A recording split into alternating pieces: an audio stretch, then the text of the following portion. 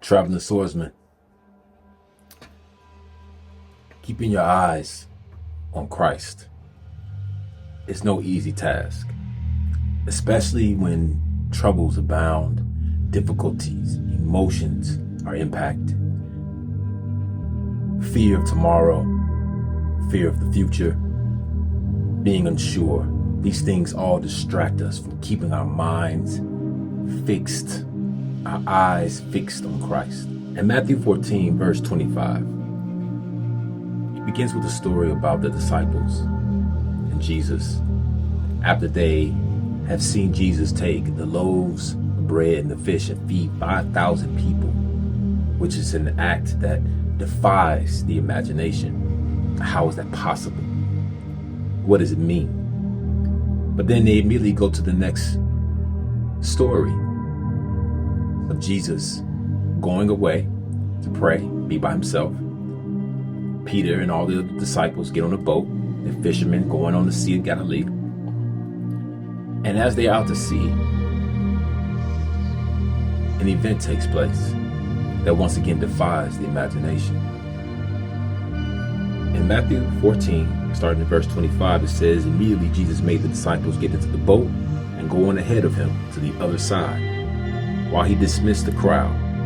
After he had dismissed them, he went up on a mountainside by himself to pray.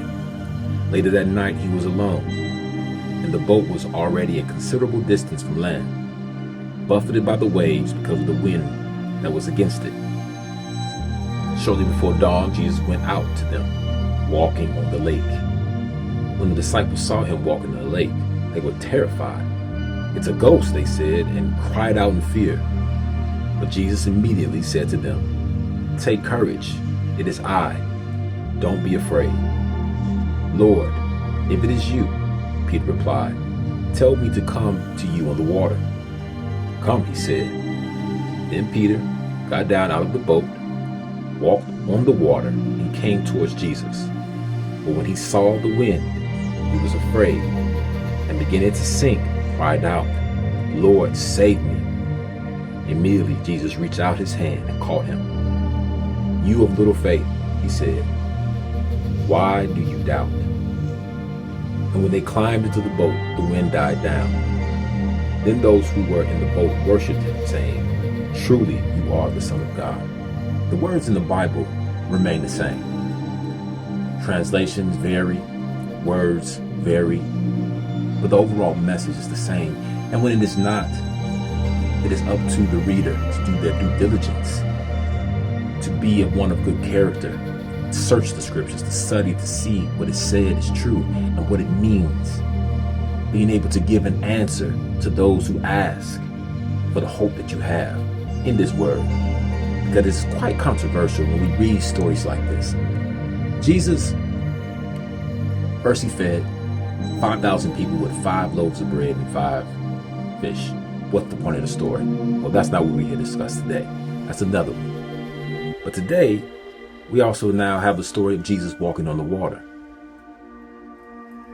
But you know that everything Jesus did was calculated. I mean, mind you, he's the Son of God. His understanding, his mindset is quite different from men who cannot see what he can see, who do not understand what he can understand.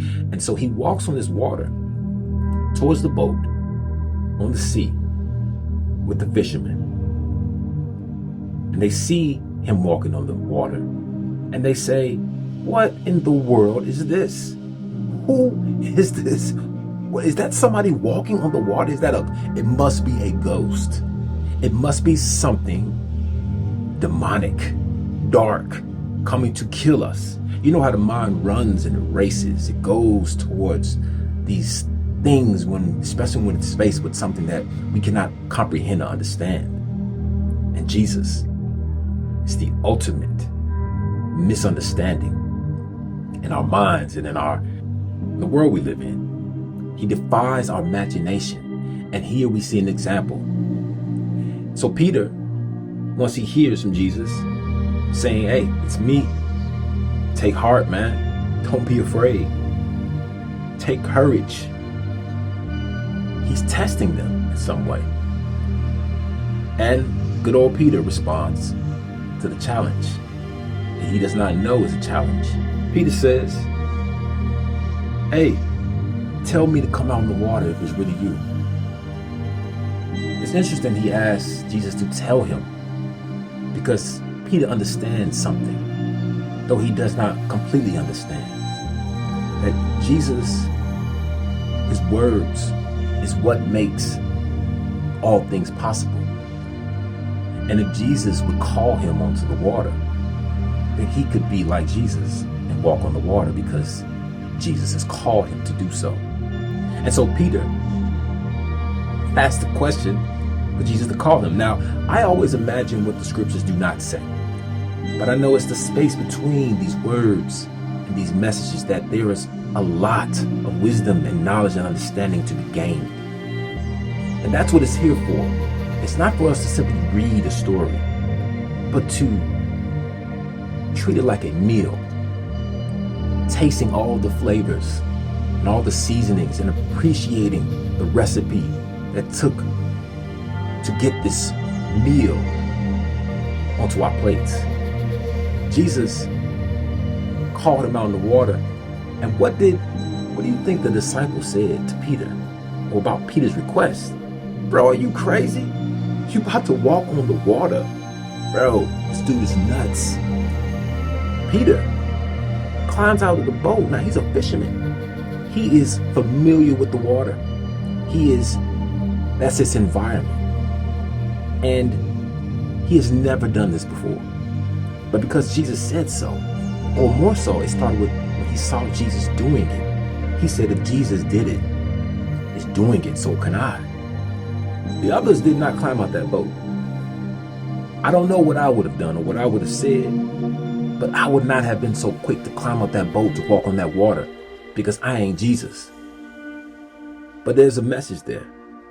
And Peter is setting the tone for this message for all of us. He climbs out of this boat. He walks towards Jesus.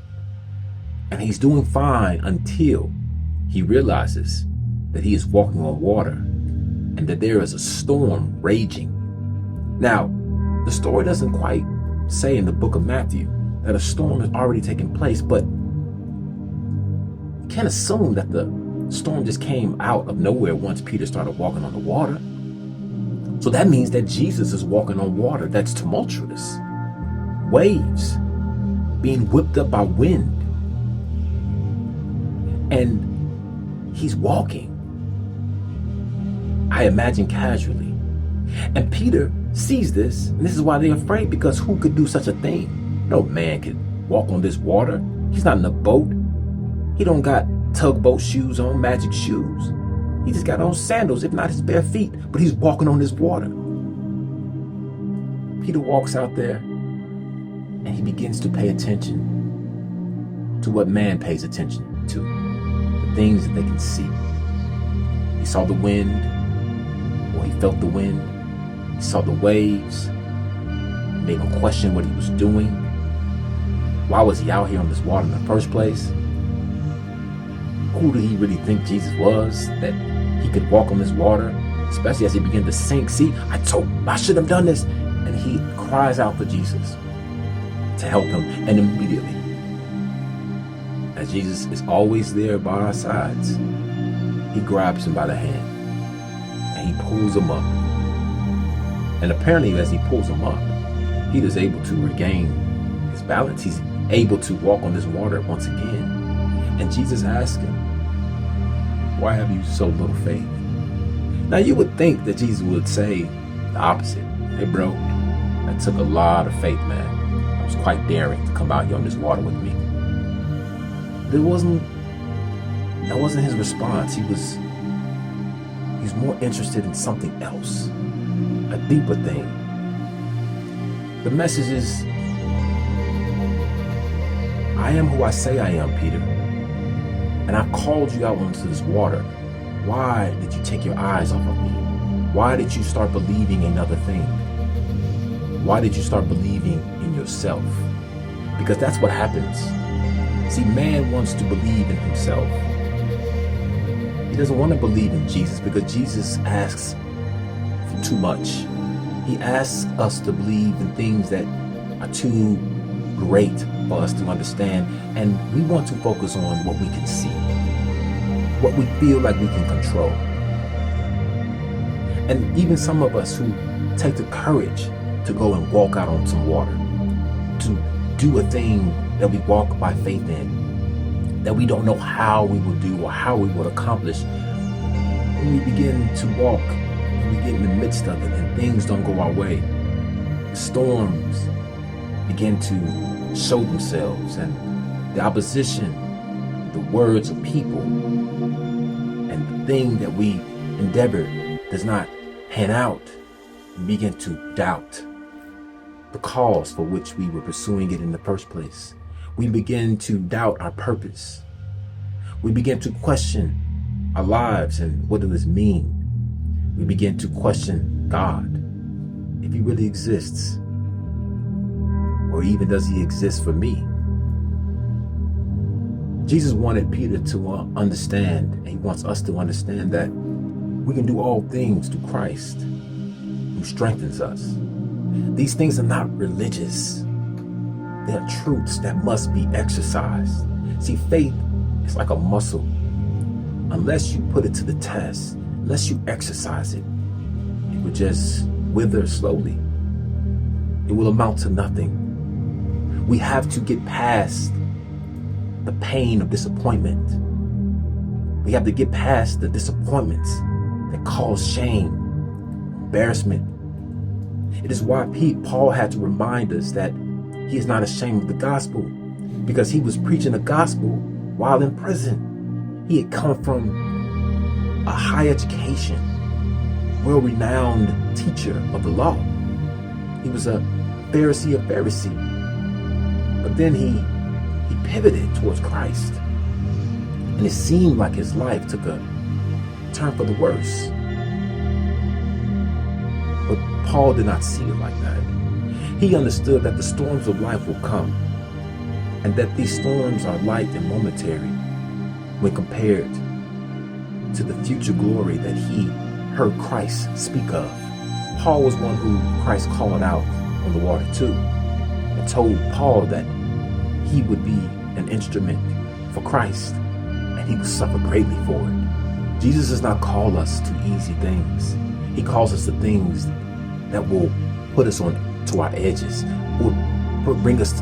He wants us to be involved in things that have us over our skis, so that we may depend on Him and not on ourselves. Because when we depend on ourselves, yes, man can do amazing things, but man has his limits. When man partners himself with God, when man allows Christ to live in him and through him, that is the only way that we can truly walk on water. Do things that far defy our imaginations and our abilities.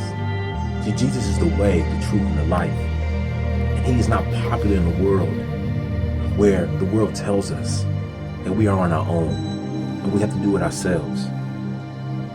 How many homes did I go into as when I would do construction, and I would see scriptures on the walls? These homes were abandoned. People lost their homes, their possessions. The scriptures on the wall they left behind.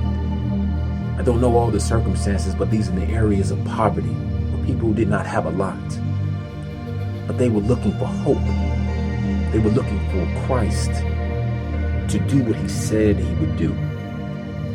And sometimes that message gets lost. It gets lost in our troubles. It gets lost in our storms. And we lose hope. We lose that fight that Christ is calling us to participate in, what Paul calls the good fight of faith. Exercise your faith. Believe in the one who is unseen and keep your eyes on Him. He tells us that the troubles will come. He does not put it in small print like the banks do and on your contracts. He tells you what you're getting, and He promises that He will deliver. Do not lose hope. Walk on the water. Ask Christ to call you out and be bold and courageous. I too have to be reminded of this. I have to put up the sword. I have to put up my shield of faith to stop those fiery darts from penetrating my heart, to take my heart so that I would lose heart and give up, because I struggle just like the rest of you who are listening to this. We struggle, and so we seek God. We seek Christ for our strength, for the words of wisdom to carry us through these storms, to help us to remain standing on that water and not drowning and have the waters go over our heads. Jesus is the way. No matter what the world says today, as the hearts of many are growing cold and hard towards this gospel, it is good news, you all. It is the power to save for this life and in the next. But we will go through trouble. We will go through suffering because Jesus went through it. We must go through it. It is the way that builds us up. It will complete us so that we will lack nothing. Traveling Swordsman.